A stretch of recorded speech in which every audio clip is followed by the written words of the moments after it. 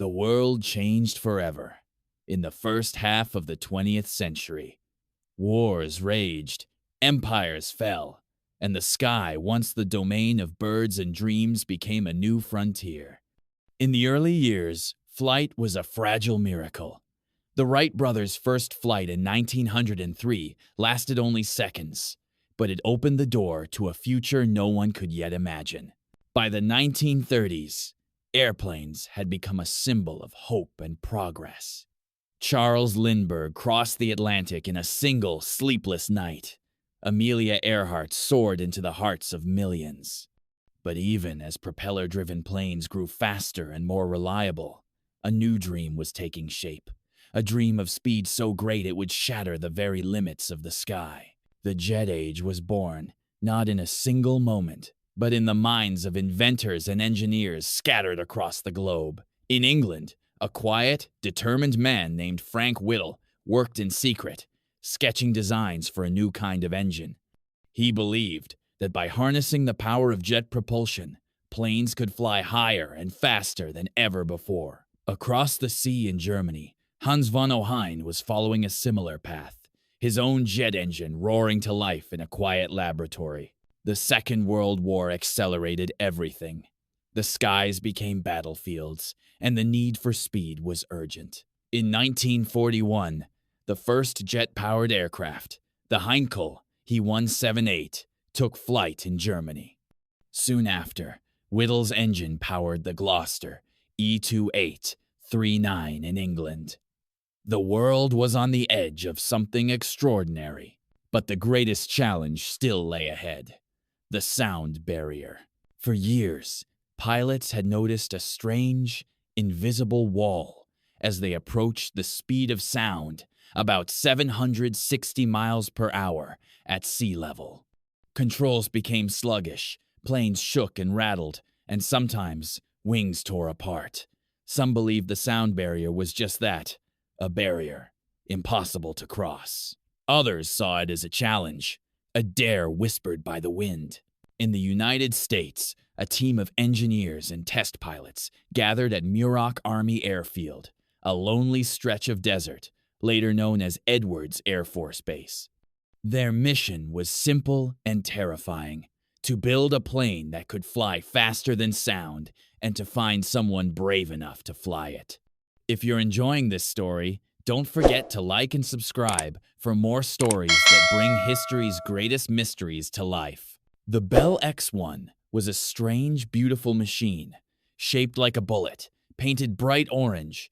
It was designed to be dropped from the belly of a B-29 bomber before igniting its rocket engine. Every inch of the X-1 was built for speed, from its razor-thin wings to its tiny, cramped cockpit. The man chosen to fly it was Captain Charles Chuck Yeager, a young pilot from West Virginia with a quick smile and nerves of steel. Yeager was no stranger to danger. He had flown P-51 Mustangs in the war, shot down enemy planes, and survived being shot down himself. But the X-1 was something new, a leap into the unknown.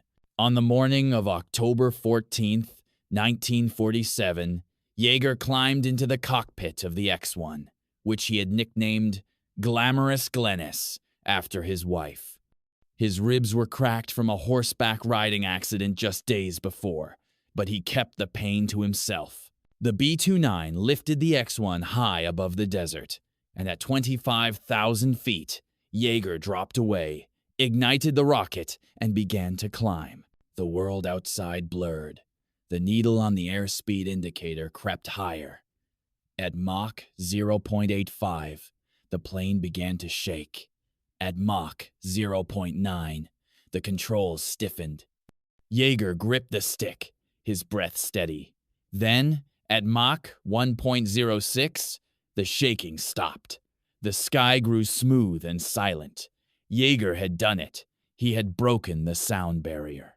The news was kept secret at first, but when the world learned what had happened, it was as if a new age had dawned overnight.